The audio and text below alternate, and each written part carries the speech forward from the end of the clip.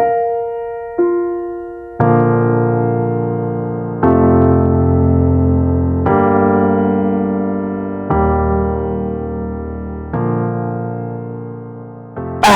morning, wonderful people of God. My name is Timabel Masters, and today we are having a conversation with Pastor Kev, and today we are talking about how young people can deal with addiction. Karibu sana, Pastor Kev. Before we start, first thing first, I have a friend of mine. We are schoolmates, and we are in drama team. This young person undergo different challenges. As you know, right now, this time of pandemic, kila mtu ako home, curfew pia imetuweka. And you know, drugs tuko na time mob sana. I've heard of this new case about these drugs. It's called a cookie. I would like Pastor K, we talked about drugs, and nataka explain how young people wanaweza deal na hii addiction this time. Please just tell us more. Fafanua zaidi tujue sisi ma youth man. Tuzafaceaje hizi reality hizi ni vitu ziko kwa ground sasa hivi. Tuambie. Thank you, Tim, for that question. Situation kwa ground even the echo, that is true, and I think the questions of addictions are very sensitive questions, and so I think it is just to say that it is a good thing that this is something we are wrestling with and we have brought it out in the public, and I encourage that kind of thing, that the questions we have, that we are bringing them and asking others to share their insights on them. So for me, I would say that, number one, it's good to know that addictions are broad. So while someone is facing an addiction in drugs and alcohol, someone can be facing an addiction in something else. It could be, sex. It could be pornography. It could be masturbation. It could be someone who has issues with anger outbursts and they cannot manage that. But this is something that ties in my experience and in my reading, issues of addictions. It is that many times, more often than not, we are using them as a sense of escape. The reason that we use these substances and these practices, the main reason we go to them is that we are not able to resolve the root issues that we have in our lives. Yes. And just to give a case in point, before I became a Christian, I used to actually abuse drugs and alcohol. And the reason I was doing that was, one, it would be to have a sense of identity with other young people who are doing the same things. I wanted to look good like them.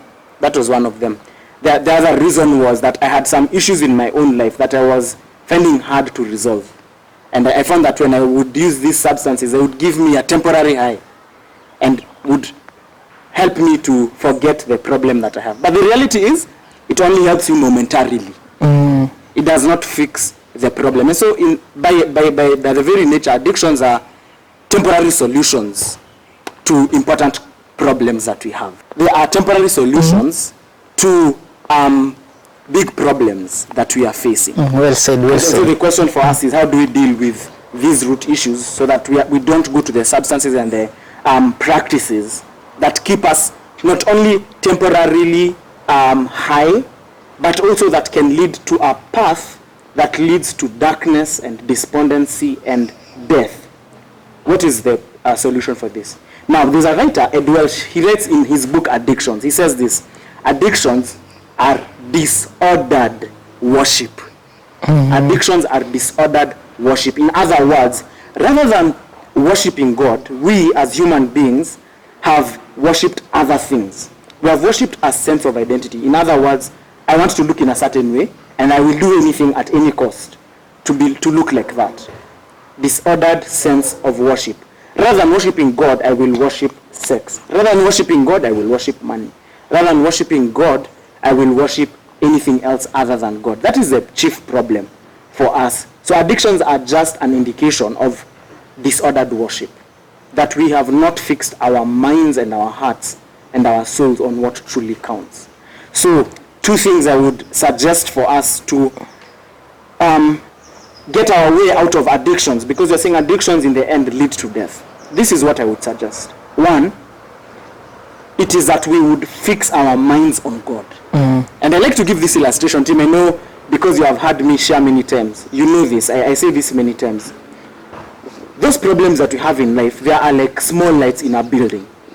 When you're in a building and you look at those lights, they may blind your eyes. But when you come out and look at the sun is even more bright. It is brighter than those small lights. And when you look at the sun, and now when you look at these small lights of the building, they look like nothing. Yeah, sure. Right? So it's because you have had a bigger vision of light that these things lose their value. So I'm bound would be to fix our minds on God, because when you have a big vision of God, then these things seem small. They lose their power. And that's why the psalmist writes in Psalm 119, he says, how can a young man keep his way pure? By obeying your word. And in verse 11, Psalm 119:11, by storing the word of God in your heart. So it's that you have developed a big vision of God that these things lose their power. But number two, I think it's a practical thing, is a question that you pose, Tim, especially in this time of COVID. The main challenge for us is idleness, especially for young people. That we have this time and we don't have our routines, we're not going to class, we're not going to work. What can we do? And I would advise this: pursue your calling. It seems like a very weird answer, right? Yeah. But remember the story of David. David, when he fell into sin with Bathsheba, what happened? We are told in that passage, in the times when kings go to war, David should have been pursuing his call, but because he was not pursuing what God has called him to do, he fell prey into sin because he was idle, right? Yeah. And so the question for us, or the solution for us, is to engage ourselves in meaningful things. So go learn a skill, go learn a skill, be creative, develop something, write something, edit something, study something. The fact that you're not going to class does not mean you can grow in learning, right? Yes, yes. The fact that you're not going to work physically does not mean we cannot work at home. And so pursue the calling that God has called you to do, and that involves developing skills, building capacity, and there are many things that young people can do in this time rather than remain idle.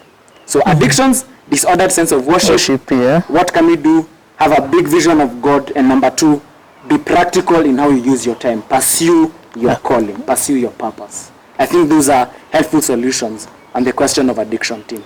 Well, I think I like the way you said, like, addiction is disordered worship. I like that phrase. Young people out there, there are different things that you can do this time. There's no need of you.